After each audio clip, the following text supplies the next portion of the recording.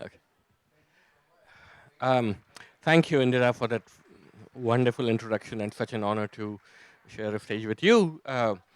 We just missed each other at the Iowa Writers Workshop in the mid 1980s when most Indians were expected to be engineers or doctors, and there we were writers. And when I first heard about you and read some of your work in Iowa, I was so thrilled that there was someone else who was Indian American who also wanted to be a writer. So finally we meet. But thank you all for coming. It's a really tense morning in the country today. There's massacres in El Paso, in Dayton, in Gilroy, California, all within the space of a week. Last night I read the manifesto that the El Paso shooter put out, this creed of hatred against immigrants. He went into a Walmart in El Paso and murdered 20 people and counting because he had this fear of being replaced by them. So I'd like to open this session with a quote from the great James Baldwin.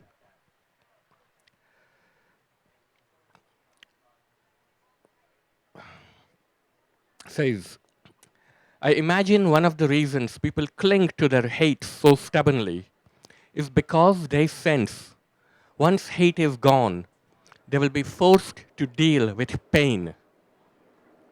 What do you have left when you're drained of the hatred? What's the source of that hatred? It's pain. And the country, the world is filled with hate and pain. And that's why I wrote this book. I'm an immigrant. I came to Jackson Heights in Queens when I was 14 from Bombay. Um, and when I came, New York was this really turbulent place. I got mugged twice in the streets of Queens. Once while I was carrying a paper about Mahatma Gandhi and the concept of nonviolence. Uh, I grew up in New York. I went to a ridiculously racist Catholic high school, an all-boys school in which I was the first minority. I was meat thrown to the lions. Um, I survived that, and I went to NYU and the University of Iowa Writers Workshop, and I've lived in Queens, in Brooklyn, and now I live in Manhattan. I've also lived in London, in Brazil, in Paris. And for the first time since I came to the country, I'm seeing this incredible wave of hatred against immigrants. And it starts with, the op-ed columns in um, the mainstream media, and then it spreads to these people who read these tracts and walk into a Walmart and buy a gun with uh, the same kind of documents that you need to buy a fishing license and act on it. So, in my book, I look at migration worldwide, why people are on the move, why they're feared, and why they should be welcomed. Today, there are 250 million people who live in a country other than the one they were born in, and I'm one of them, and Indira is one of them. Many of you here might be one of them, or you might be children of immigrants. People are on the move like never before. And the debate in the rich countries is basically about, should we let in immigrants or not? How many should we let in? Should they be skilled or unskilled? What can they do for us? So in my book, what I'm asking is, why are they moving in the first place? It's not because they hate their homes or their families, their native trees, their gods, their language, their foods. They're moving because the rich countries have stolen the future of the poor countries through colonialism, through war, through inequality and corporate colonialism, and through climate change. So my book opens with an anecdote my grandfather once told me. My grandfather was born in India in the 1920s, and then he moved to colonial Kenya to work as a traveling salesman. Um, and then he lived there all his life and then retired in England, where his son was living. So my grandfather's sitting in a park in North London one day, minding his own business, and this elderly British gent comes up to him and says, "Why are you here? Why don't you go back to where you come from?" Anticipating the words of our great president by a couple of decades. And my grandfather says, "Well, why am I here? Because you came to my country," he says to the Englishman. "You took all my gold and my diamonds. And so now we have come here to collect. We are the creditors," he says. "We are here because you were there." So that, it seems to me, is an apt description of why people are coming to places like the United States or Europe. And so I began this, I had this idea of that there was this staggering hypocrisy, but I needed to back it up. So I started traveling. I went to Hungary, I went to Morocco, Spain, Mexico, the uh, San Diego, Tijuana border, India, and I started looking at migration. And then I started, gathering some numbers, which are just stunning. Colonialism is often um, presented as a civilizing mission. The colonial countries, Britain, France, Portugal, went out and saved souls, gave us the language, the railways. When the British arrived in India at the beginning of the 18th century, India's share of world GDP was 23%, so basically a quarter of everything made in the world was made in India. By the time the British left, a couple hundred years later, in 1947, India's share of world GDP was under 4%. So the British took what they wanted. They prevented our industries from being built. And um, then they left. They left making these lousy maps. So they brought down a barrister named Sir Cyril Radcliffe, who'd never been to India, and gave him 6 weeks to draw 2 lines down a map, separating what are now India, Pakistan, and Bangladesh, basically home to almost 2 billion people. And these maps were terrible. Um, the civil war broke out. A couple million people died. It was the greatest mass migration in history, the partition. And it's because people didn't know which side of these lines they were going to be. During the colonial period, the European share of world GDP overall went from 20% to 60%. The second thing I look at is when the colonial countries left, they didn't quite leave. They left behind their corporations. And the corporations, ravaged these countries. If you go to any small African country and you go to the local Hilton or the Sheraton, you'll notice a group of white men huddled with a group of African men in suits deciding how to divide the spoils of these countries that they rule. So when they left behind these corporations who exploited the minerals and the resources of these countries and basically made them unlivable. And what they also did is, they took the money, they siphoned these monies out of these countries and put them in tax havens. Every year, $150 billion leaves Africa for these tax havens. So it's not benefiting the countries that it comes from. Developing countries lose 3 times as much to tax havens as all the foreign aid that they receive. I met a little Guinean family in, in Tangier, in Morocco. So there was a mother, a father, and a newborn baby. And they were about to cross the Mediterranean to get to Spain in a little plastic dinghy, the kind that you kids use on the beach. And I was scared for them. They were going to drug the newborn so that the newborn would stay quiet during the journey. And I said, "Please don't do this." They said, "We've got no choice. We can't live in Guinea." So the country of Guinea in West Africa has up to half of the world's bauxite. And bauxite is a very valuable mineral. We don't know it, but it's in lots of things that we use. There's an American hedge fund called Oxzif, which basically owns Guinea. They control most of the bauxite in Guinea. Oxzif bribed Guinean officials tens of millions of dollars. The SEC and the Justice Department found out about this, and so they had to pay hundreds of millions of dollars in fines for corrupt practices. And the fines went not to Guinea, but to the Justice Department. The head of Oxzif, a man named Dan Ock, he bought an apartment recently at 220 Central Park South, where the apartments go for $250 million. But he didn't move out of his last house, which was another penthouse at 15 Central Park West, which only cost $100 million. When you own Guinea, you can buy as many apartments as you want overlooking Central Park. The third thing is guns. All these Central Americans who are coming here, why are they coming? Because we destroyed their countries. 75% of all the guns in Mexico come from the United States. During the Nicaraguan conflict, we flooded Honduras with guns to arm the Contras. We put 1.8 million guns in the country of Honduras.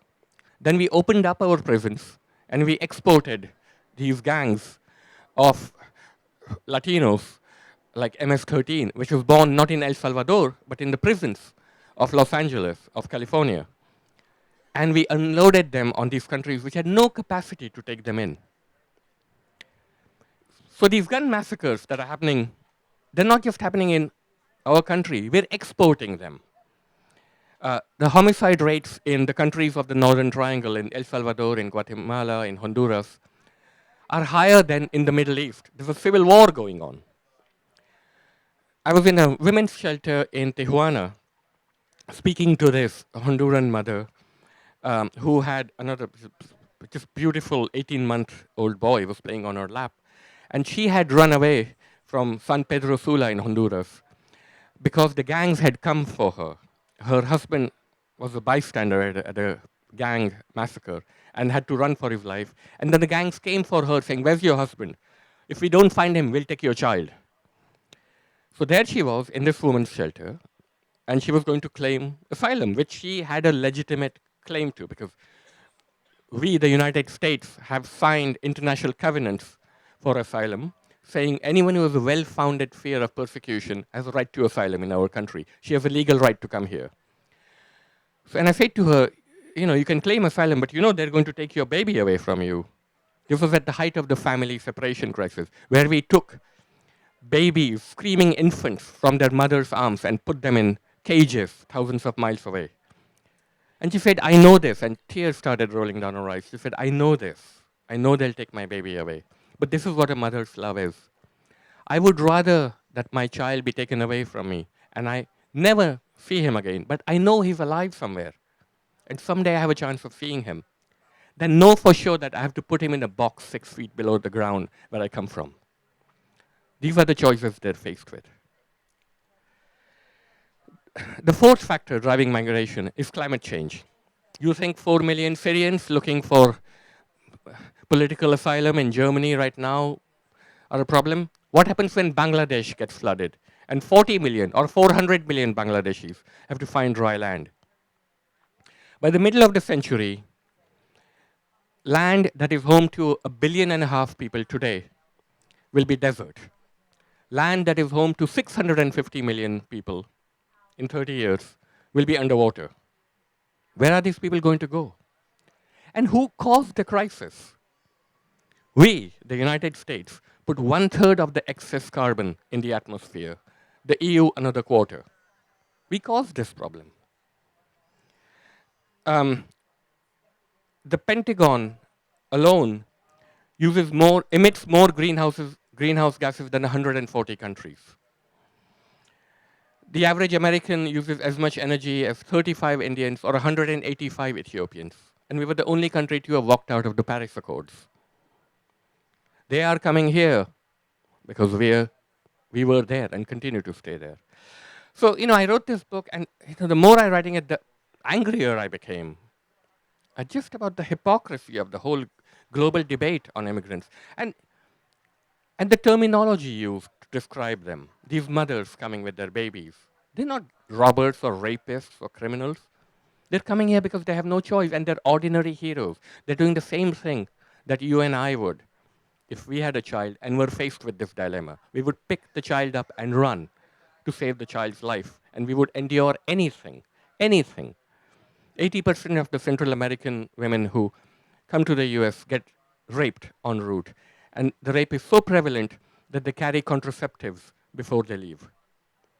Who would make this kind of choice? Only someone with no choice. So I'll stop here. It's an angry book, but it's got a happy ending, and I'll get to that later.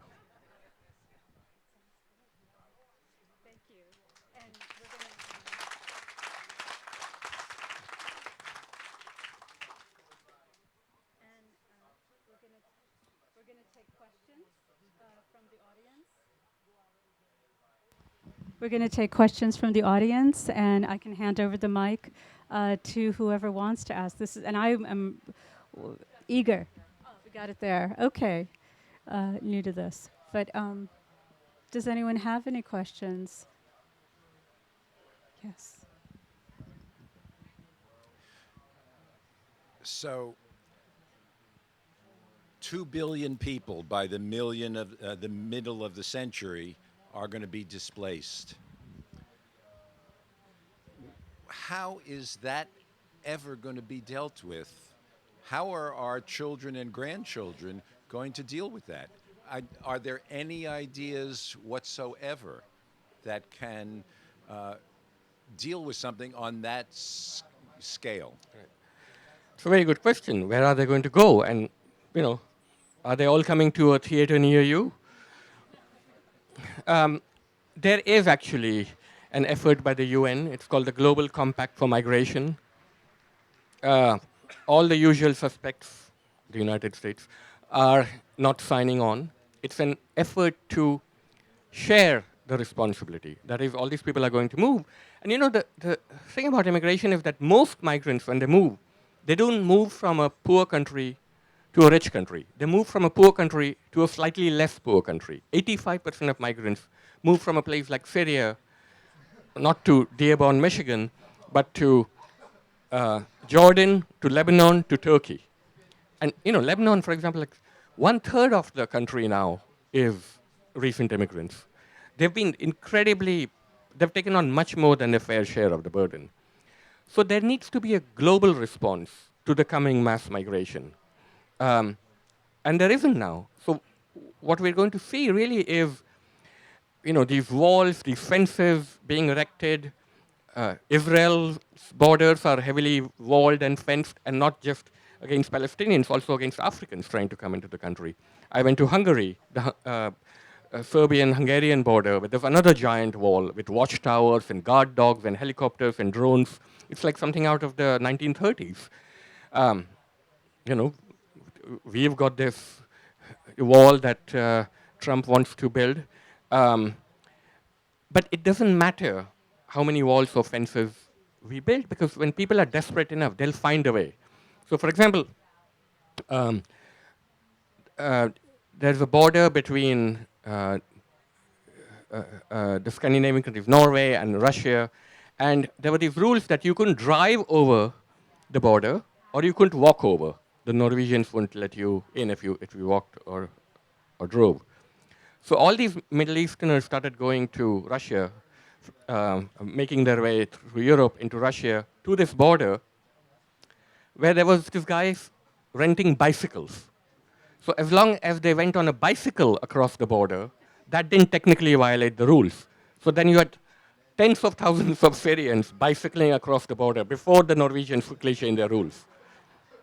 So on bicycles or on foot or on boats, people are going to keep coming. And really, it's got to be done at the UN right now is the only international body we have that can orchestrate some kind of policy of who gets what share of these people who basically, unless we're willing to watch images of millions of people going underwater or starving to death.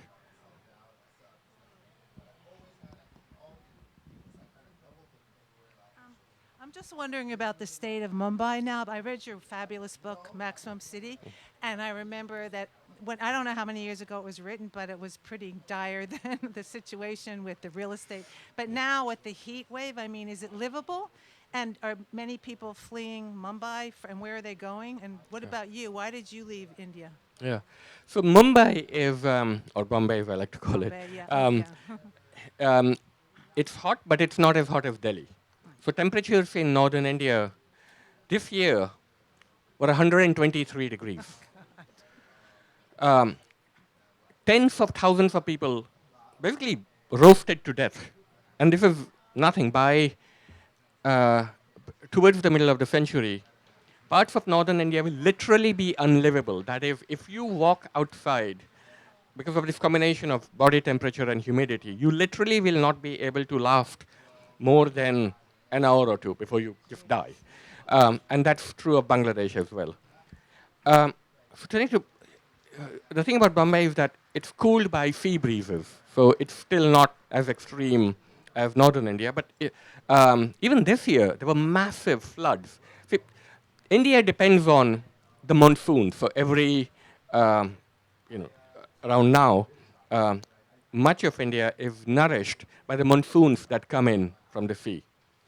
Just like the jet stream, the monsoons are being disrupted by climate-induced phenomena like El Nino. And every year, the rain is more intense and the heat is more intense. So people have a choice of dying by flood or by fire. Um, and yeah, there's, people in India are also asking, like, who's really responsible for this? Today, the United States is not the world's biggest carbon emitter. It's China has taken that place.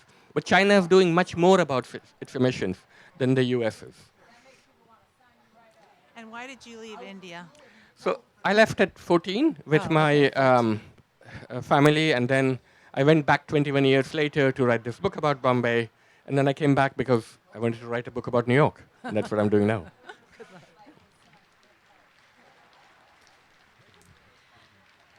So, at present, one of the only solutions, and it's been a solution for the past 40, 50 years, for many people, a permanent solution, are the refugee camps that we don't talk about in this conversation. And when we're asked the question, where will the people from Bangladesh go? Given current policies, they will go to refugee camps. And we, the richer world, will pay places like Turkey or elsewhere, Jordan, as we do now. Is there any thought about how to make those places more livable, more humane, more governable than we all know that they currently are not? So some of the world's largest cities today are these refugee camps, like um, Dadaab in Kenya, which have millions of Somalis. And however nice you make it, it's still a tent city. It's like these Palestinian refugee camps that are all over the Middle East. They're horrible, unlivable places, and we've condemned generations of people to live in this. This can't hold. They're supposed to be temporary places, not permanent places. Um, and that's the solution that the rich countries think will save them from having to pay their debts. So my book calls for immigration as reparations. Um, I think it's not only morally just to pay the bill that the West has run up by letting in people from these countries, but it's also a matter of it makes economic sense. So here I'll get into the happy ending of my book, which is when people move, it's great for everyone. It's great for the countries that they come to, because the rich countries aren't making enough babies. And here again, I want to read out some statistics. So without immigration, America's economic growth would have been 15% lower from 1990 to 2014. Britain's would have been 20% lower, and Southern Europe's up to 30% lower. If we were to triple our immigration intake, today we have 1 million uh, green cards that we give out every year. If that were to be increased to 3 million, our GDP would rise by 2.6%. And our economy would gain $15.5 trillion over the next 14 years. If we were to deport all 12 million undocumented, the economy would lose 8 trillion. If we were to legalize all the undocumented, the economy would gain another 2 trillion. So it just totally makes economic sense. Immigrants are 14% of the American population, but we started a quarter of all the new businesses. And since 2000, immigrants have earned over a third of all the American Nobel Prizes given out in science. We do not come empty-handed, mine host.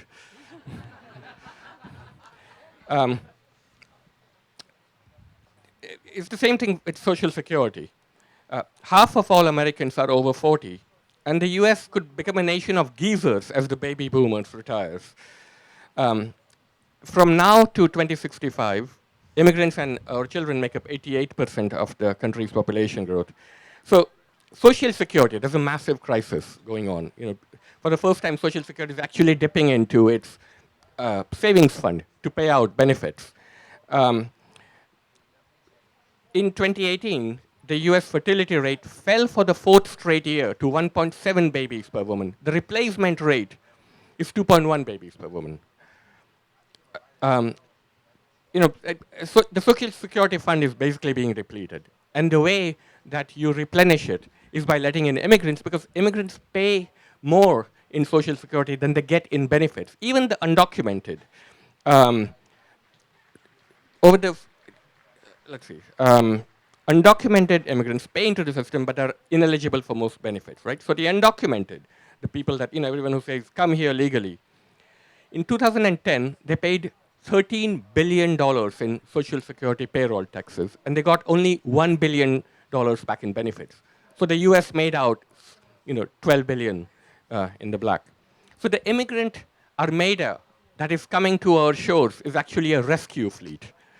And the movement of immigrants is also good for the migrants themselves, because for many of them, like these little families that I met, it's literally a matter of life and death.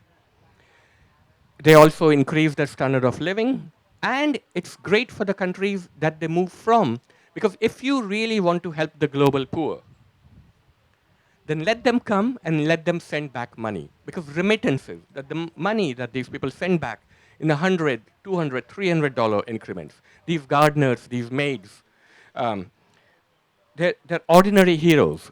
Most of their savings that they have is sent back. Last year, migrants sent back $689 billion in remittances, which amounts to 4 times more than all the foreign aid in the world, and 100 times more than all the debt relief that we've given to poor countries in the world. So it's the best and most targeted way of helping the global poor. Immigration overall is really a win-win story. And we think, America, we've let them come slowly. When people came before, they didn't come in such huge waves. That's hogwash.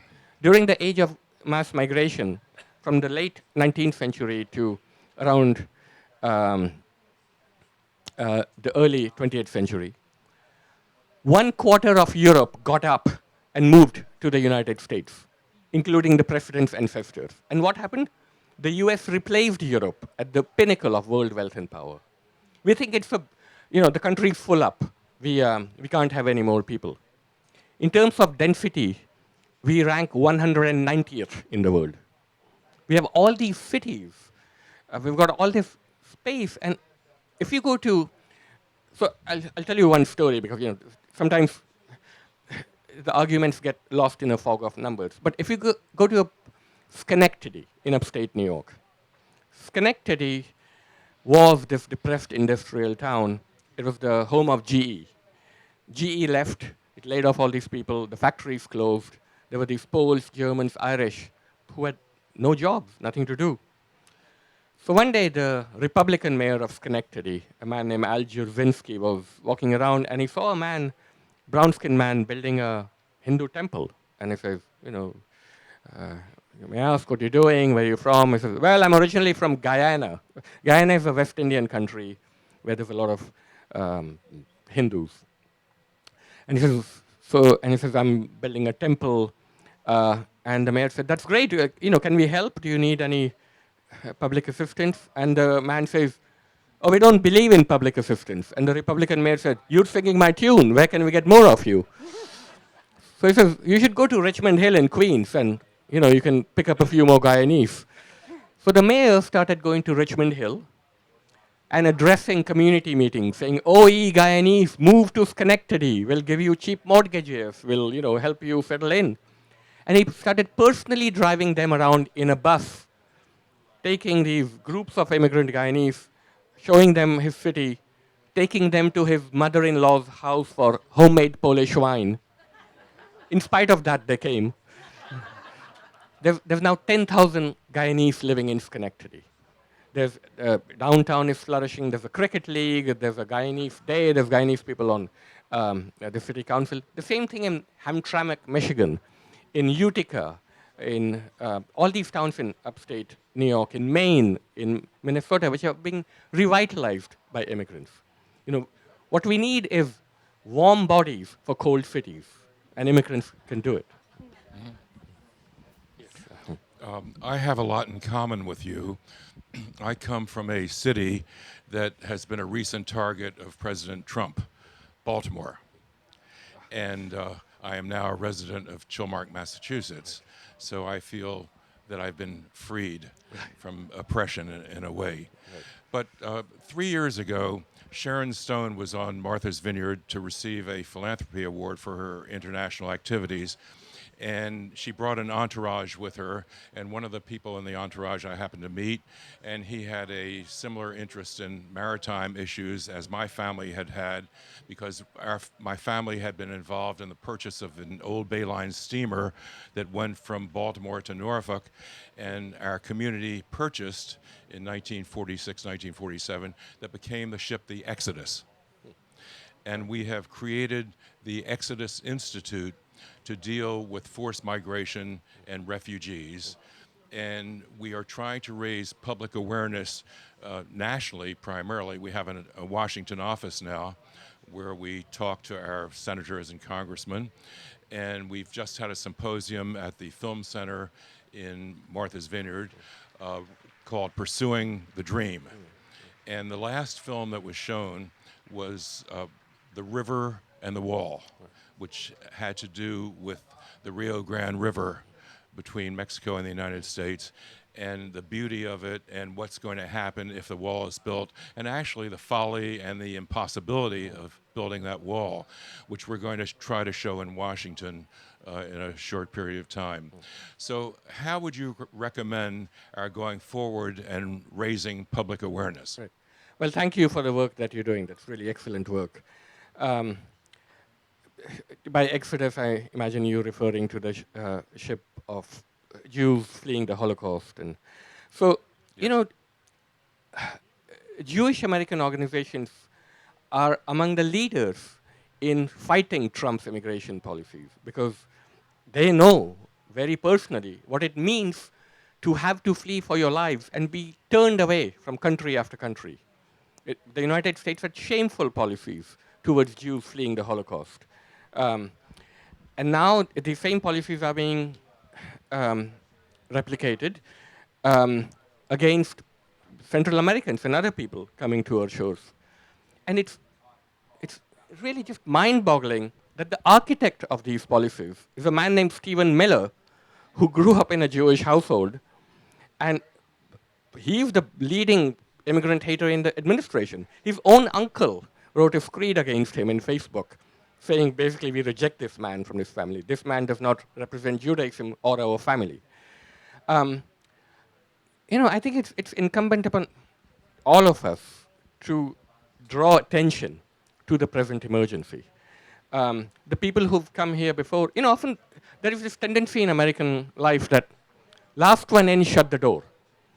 So there's all these Irish and Italians, who are now getting up and saying, well, we came here legally, and, our forefathers came to Ellis Island. Well, there weren't any laws then. Anyone could just get up and come to the US, whoever wanted, except if you were Chinese, because there was an Alien Exclusion Act in the early 20th century.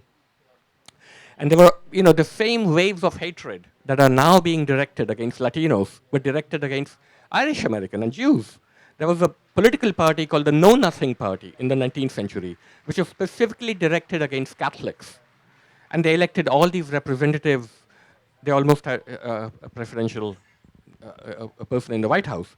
Um, so, and it goes back even deeper, right? We think right now um, there's all these arguments being made by people like Amy Wax and Amy Chua, the Tiger Mom, saying that American culture assimilates some people more than others. It's either Judeo-Christians, or we need skilled immigrants, or we need this or that group more than that other group.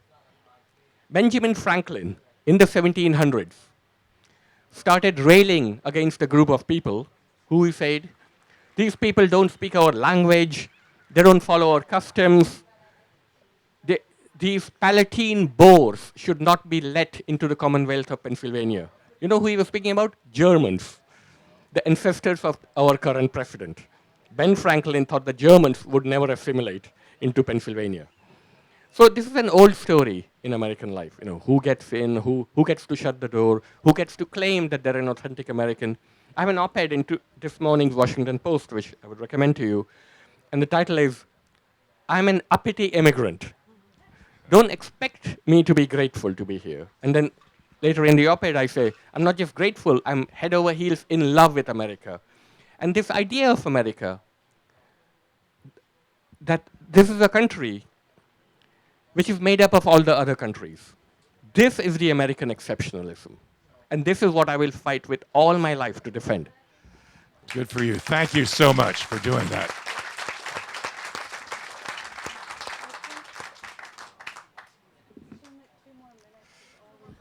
Okay, it's one sentence question. Do you believe in colonial reparations? I absolutely believe in colonial reparations, and I have another op-ed in the New York Times asking for immigration as reparations. And I said, well, if we are to have immigration quotas, then each quota should have each country should have a quota for people of countries that they've despoiled. So, for example, the British should have quotas for Indians and Nigerians, the United States for Central Americans and Filipinos, the Belgians for very large numbers of Congolese. So yes, short answer, yes. You mentioned something just there which struck me, and I wanted to ask you. I think the big difference between the last century's immigration and ours is whoever came last time came. Now we're cherry picking, and that may be good and bad. I'm looking at my doctors: Dr. Chang, Dr. Mukpana, Dr. Makija, Dr. Czar, Dr. Gopal. I wouldn't get medical care if your peoples hadn't come. But on the other hand, what's happening back home if we're only taking those people? Or if I work with a lot of North African countries of college students, they're all taking technical courses, they're all taking business courses, and I suspect they're all coming here and they're not going to fix their own countries. And things are just going to get worse if we don't. I think we have to have tier quotas. For all the doctors we have to accept 5 times as many laborers. So, you're referring to the brain drain, and you're absolutely right that we should. A country doesn't just function on doctors. It also needs laborers, and it needs many more laborers because the doctors, in order to do their doctoring, they need people at home who'll do the things that they can't. They need food grown. They need things transported to them. This brain drain theory is interesting. It's on one hand, it kind of, you think all these people are coming here, it means they were educated at the greatest expense of their struggling states, and now we're just reaping off the benefits by taking their best and the brightest. Well, it's not that simple, because many of the best and the brightest, once they come here, they also go back and they feed other hospitals, companies in their countries. And they send money back. They get technical knowledge here. Today's migration is much more fluid. I know many people, Indians, for example, who live both in India and here. They might work in a hospital here, but then they'll go back for a month and then volunteer to put up a hospital in their village or their region. They will help with technical expertise, they'll help with money, they'll help with knowledge transfer. So basically, I've looked at lots of studies about this, brain drain theory, and by now it's really not quite valid because of the increasing ease with which immigrants move back and forth. I mean, what is exile when a round trip home is $500 or $1,000, right? Today's immigrants move back and forth much more rapidly than they used to, and it's a good thing for the world. Thank you so much for your questions. And I think this is a great book to read, so I urge you. Thank you. And go buy the book and read it. It's fabulous. Thank you.